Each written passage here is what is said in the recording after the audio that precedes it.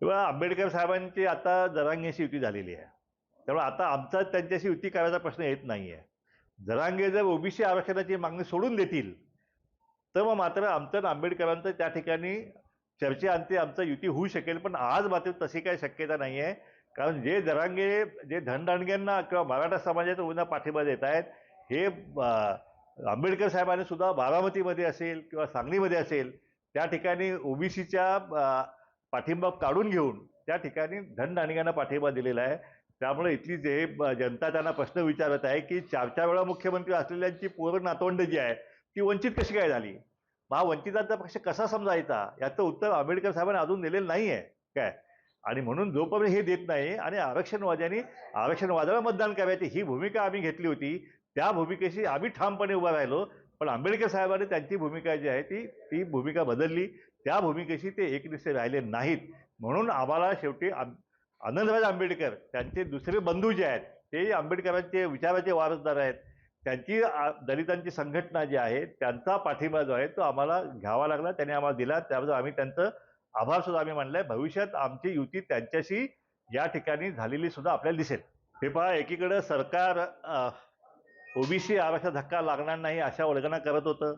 दुसरीकडे कुणबीचे दाखले देण्याचे जी आर रात्री वेळाती काढले. सगळ्या जिल्हाधिकाऱ्यांना आदेश देऊन टाकले की कुणब्यांचे दाखले देऊन टाका म्हणून. जरांगे म्हणतात की 80% मराठा समाजाला ओबीसी दाखले मिळाले सुद्धा ते त्या ठिकाणी करतायत. दुसरीकडे 10% आरक्षण देत आहेत. ईडब्ल्यूसी आरक्षण देत आहेत. त्यांचा म्हणजे त्यांच्या उद्योजक विद्यार्थ्यांना 15-15 लाख रुपये बिनवाजी देत आहेत. पण ते ओबीसीला काय देत आहेत, त्यांना हॉस्टेल देत आहेत. आम्हाला काय मिळतंय. ह्या आरक्षणाचा विषय जो आहे याच लोकसभेमध्ये निवडणुकीमध्ये सरकार पक्षाला याचा फटका बसल्याशिवाय राहणार नाही. एकीकडे मराठा समाज सुद्धा त्यांच्या विरोधात आहे आणि दुसरीकडे ओबीसी आरक्षण सुद्धा जे आहे ओबीसी समाज सुद्धा त्यांच्या आरक्षणाचे 3-13 केल्याबद्दल सरकारच्या वती रोष ओबीसी समाज सुद्धा आहे.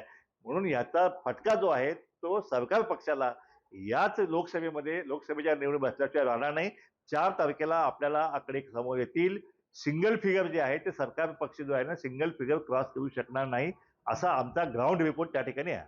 सांगली लोकसभेचा निकाल आता जवळ येऊन ठेपलेला आहे. 4 जूनला निकाल आहे. हे निकाल नक्की धक्कादायक निकाल जे आहेत ते सांगलीच्या सगळ्या राजकारणाला पाहायला मिळतील. यामध्ये 3 प्रस्थापित धनदांडग्यांच्या विरोधात एक विस्थापित अशी लढाई जी आहे ती या ठिकाणी झाली. जरी आम्हाला मीडियाने बेदखल केलं असेल, प्रिंट मीडियाने आम्हाला बेदखल केलं असेल, पण जनतेच्या मनामध्ये मात्र एक सुप्त लाट होती. ती लाट जी आहे ते 4 तारखेला आपल्याला नक्की त्या दिवशी तुम्हाला रिझल्ट कळेल. या मतविभाजनाचा फायदा होऊन आम्हाला सुद्धा विजयाची या ठिकाणी आम्हाला खात्री आहे. आणि अशा प्रकारे सांगलीची लोकसभा झाल्यानंतर ताबडतोब आता विधानसभा होत आहेत. आज आम्ही सांगलीतील लोकसभेमध्ये ज्या कार्यकर्त्यांनी धनदांडग्यांचा विरोध झुगारून त्या ठिकाणी रात्रीचा दिवस करून त्या ठिकाणी काम केलं त्या सगळ्यांचा आभार मानण्याचा कार्यक्रम आज आम्ही घेतलेला आभार मेळावा घेतलेला आहे. आणि त्या आभार मेळावा मध्येच आम्ही कार्यकर्त्यांना आम्ही आदेश देणार आहोत की सांगलीची आता लोकसभा झाल्यानंतर आता सांगलीच्या विधानसभेच्या ज्या 8 जागा ज्या आहेत त्या 8च्या 8 जागा ज्या आहेत ओबीसी बहुजन पार्टी त्या ठिकाणी त्या जागेवरती आमचे उमेदवार त्या ठिकाणी उभे राहणार आहेत. आणि 8 पैकी किमान 4 ते 5 जागा ज्या आहेत त्या ओबीसी बहुजन पार्टीचे उमेदवार जे आहेत ना आमदार निवडून आल्याशिवाय राहणार नाहीत. मी आता मतदारसंघ सुद्धा आपल्याला जाहीर करतो मी की एक तर जत मतदारसंघ आहे तो ओबीसी बहुल आहे. त्याचं खानापूर आटपाडी तिथं ओबीसीचा आमदार निवडून येऊ शकतो. त्याचप्रमाणे कवठेमहांकाळ तासगाव जो आहे तिथेही ओबीसीचा आमदार निवडून येऊ शकतो. सांगली जी शहर आहे इथे या ठिकाणी प्रचंड मोठ्या प्रमाणात ओबीसींची लोकसंख्या आहे. इथेही ओबीसीचा आमदार निवडून येऊ शकतो. आणि 5वा आमदार जो आहे तो मिरज विधानसभा जो आहे त्या ठिकाणी ओबीसीची संख्या जास्त असल्यामुळं ओबीसी ज्याला जरी मागासवर्गीय असला तर ओबीसी ठरवतील तोच आमदार त्या ठिकाणी निवडून येऊ शकतो. म्हणून अशा प्रकारे हे 5 आमदारावरती आमचं या ठिकाणी नक्कीच आमचं लक्ष असणार आहे. आणि हे 5 आमदार निवडून आले तर या राज्यातील सांगली जिल्हा जो आहे पुन्हा एकदा हा ओबीसीचा जिल्हा म्हणून या ठिकाणी गणला जाईल. आणि त्या ठिकाणी एक नवीन राजकीय क्रांती जी आहे ती या जिल्ह्यातून महाराष्ट्रात त्या ठिकाणी गेल्याशिवाय राहणार नाही. या ठिकाणी आता जरांगेंचं नवीन आंदोलन होत आहे. ओबीसी आरक्षणाचा जो विषय जो आहे तो पुन्हा एकदा आरेवर आलेला आहे.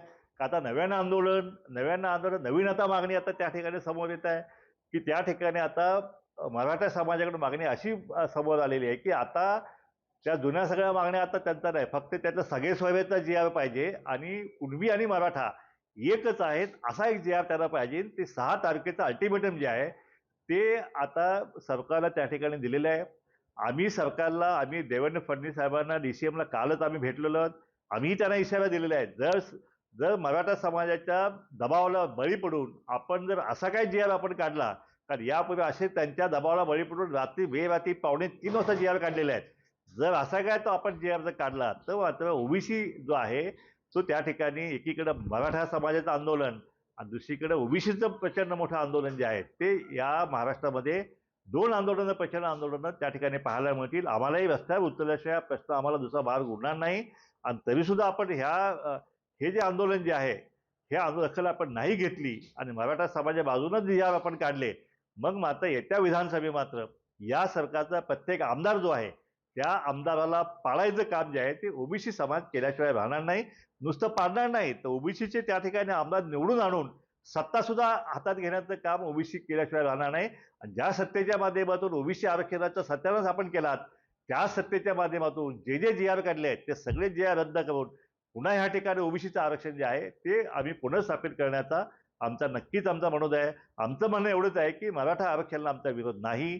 जे 10% आरक्षण तुम्ही दिलेलं आहे त्याला आमचा पाठिंबा आहे. जे काय 58 मोर्चे सकल मराठा समाजाने काढले त्यांची जी भूमिका होती की आम्हाला कुठल्याही ओबीसी समाजाचा आरक्षण धक्का लावू द्यायचा नाही, आम्हाला 50%च्या वरती वेगळा प्रवर्ग करून आम्हाला आरक्षण पाहिजे. जे 16% आरक्षण त्यालाही आम्ही पाठिंबा दिला, या 10%ला आम्ही पाठिंबा दिला आहे. तर एकीकडे पण ते आता या ठिकाणी ती 10% ते मानायला तयार नाही. त्यांना कुठल्याही पैसे ओबीसीतच आरक्षण पाहिजे, पण ओबीसीतल्या आरक्षणाला आमचा ठाम विरोध राहील. आणि अशा प्रकारे सरकार आता 10%चा कायदा केलेला आहे. तिकडे कुणब्यांचेही दाखले देणं सुरू आहे, तिकडे EWS पण सुरू आहे. आता हे किती आरक्षण, ह्या एका समाजाला किती आरक्षण देणार आहे सरकार? आणि म्हणून याचा जाब जो आहे तो याचा जाब आम्हाला विचारावाच लागेल आहे. आणि कुठल्याही परिस्थितीत या सरकारला आम्हाला शब्द दिलेला आहे की आम्ही ओबीसी आरक्षणाला आम्ही धक्का लागू देणार नाही. जरांगे उघडपणे सांगतायत 80% समाज जो आहे तो ओबीसी मध्ये त्यांनी घुसवलेला आहे. या सरकारकडून ह्याच्यावर काहीच प्रतिक्रिया नाही आहे. एकीकडं गावागावामध्ये ह्या मराठा ओबीसी वाद प्रचंड मोठा विकोपाला गेलेला आहे. या ठिकाणी बहिष्काराची भाषा सुरू आहे. पण हे जर आत्ताच जर कंट्रोलमध्ये नाही केलं तर मग शेवटी या ठिकाणी महाराष्ट्रामध्ये फार मोठा एक संघर्ष जो आहे, जो जातीय सलोखा आतापर्यंत जो आम्ही टिकवलेला आहे तो फार मोठा जातीय संघर्ष जो आहे तो या ठिकाणी झाल्याशिवाय राहणार नाही. म्हणजे आपल्या माध्यमातून सरकारला आमचा इशारा आहे की आपण हे सगळं ताबडतोब थांबवा. आमच्या आरक्षण तुम्ही प्रोटेक्ट करा, मराठा समाजाला वेगळं आरक्षण द्या, आमचं काही म्हणणं नाही. पण जर आपली इच्छा तीच असेल की आम्ही ओबीसीतच आरक्षण देणार, मग मात्र संघर्ष हा अटळ आहे. रस्त्यावरची लढाई आम्हालाही करावी लागणार आहे. 4 तारखेनंतर आम्ही सगळ्या ओबीसी नेत्यांची बैठक बोलवून या पुढील आंदोलनाची दिशा जी आहे ती आम्ही ठरवणार आहोत. भुजबळ साहेबांची आम्ही विनंती केली, तुमच्याच बंगल्यावर आम्ही बैठक घेणार म्हणून सांगितलं आणि त्याच ठिकाणी पुढील आंदोलनाचा निर्णय जो आहे तो आम्ही त्या दिवशी करू. पण एकंदरीत परिस्थिती पाहता आता मात्र ओबीसीचं आरक्षण आमचं टिकवण्यासाठी, संरक्षण करण्यासाठी आम्हाला राजकीय लढाई, रस्त्यावरची आंदोलन लढाई आणि न्यायालयीन लढाई ती सुद्धा आम्हाला करावी लागेल. अशा प्रकारे तिन्ही मार्गाने आम्ही लढाई करून कुठल्याही परिस्थितीत ह्या 450 गरीब ह्या ओबीसीच्या लेकरा बाळांचं जे आरक्षण जे आहे ते भाजी भाकरी जी आहे ती टिकवण्यासाठी आम्हाला वाटेल ते करायला केल्याशिवाय आम्ही स्वस्त बसणार नाही. एबीपी माझा, उघडा डोळे बघा नीट.